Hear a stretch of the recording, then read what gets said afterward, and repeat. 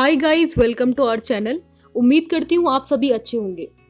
तो वीडियो को स्टार्ट करते हैं बिना किसी देरी से। टॉपिक से तो आपको पता ही चल गया होगा कि हम किसके बारे में डिस्कस करने वाले हैं। तो आज हम अम्फान जैसे ट्रॉपिकल साइक्लोन के बारे में बात करेंगे। ये सुपर साइक्लोनिक स्टॉर्म 17 मई को हैवी रेन और तेज हवाओं के साथ में वेस्ट बंगाल और उड़ीसा के कोस्टल रीजन से टकराया था, जिसके कारण कोस्टल रीजन में 150 से 160 किलोमीटर पर आवर की स्पीड से हवाएं चलने लगी। अम्फान स्टॉर्म को माना जा रहा है कि ये इस दशक का सबसे पावरफुल साइक्लोन है। अम्फान बंगाल की खाड़ी का दूसरा प्री मानसून साइक्लोन है। अब देखते हैं कि ट्रॉपिकल साइक्लोन क्या होता है।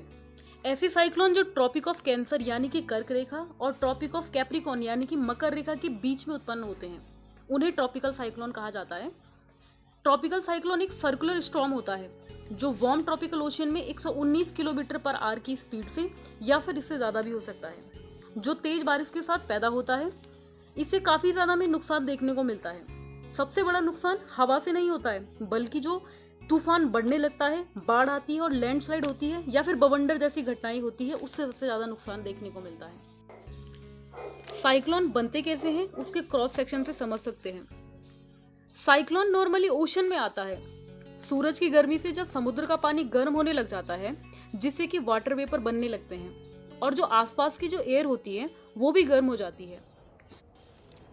हॉट एयर की डेंसिटी कम होने की वजह से ये ऊपर की ओर जाती है और इसकी जगह लेने के लिए कोल्ड एयर नीचे की तरफ आती है, जिससे प्रेशर डिफरेंस क्रिएट होने लग जाता है और विंड की स्पीड साइमल्टेनियसली बढ़ने लग जाती है, जो कि साइक्लोन का रूप ले लेती है।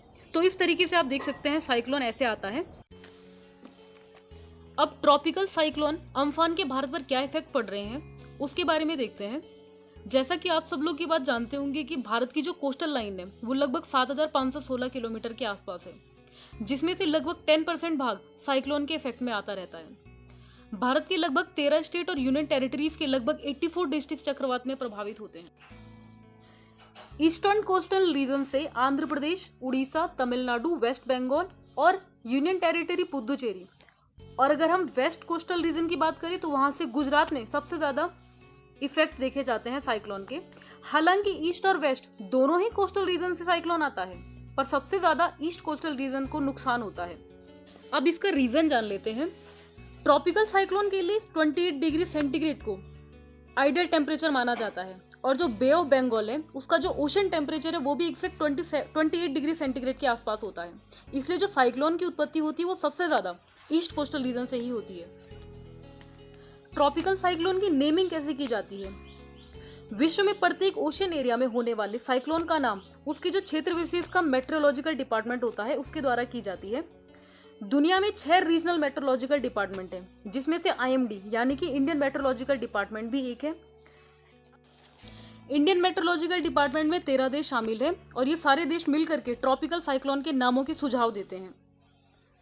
अम्फान नाम थाईलैंड द्वारा सुझाव में दिया गया एक नाम था, क्योंकि थाईलैंड भी इन 13 देशों में शामिल है। तो ये तो थी आज की अम्फान ट्रॉपिकल साइक्लोन के बारे में जानकारी। होप आपको ये जानकारी अच्छी लगी होगी। अगर आपको ये जानकारी अच्छी लगी है तो please do like, subscribe, share and comment down below.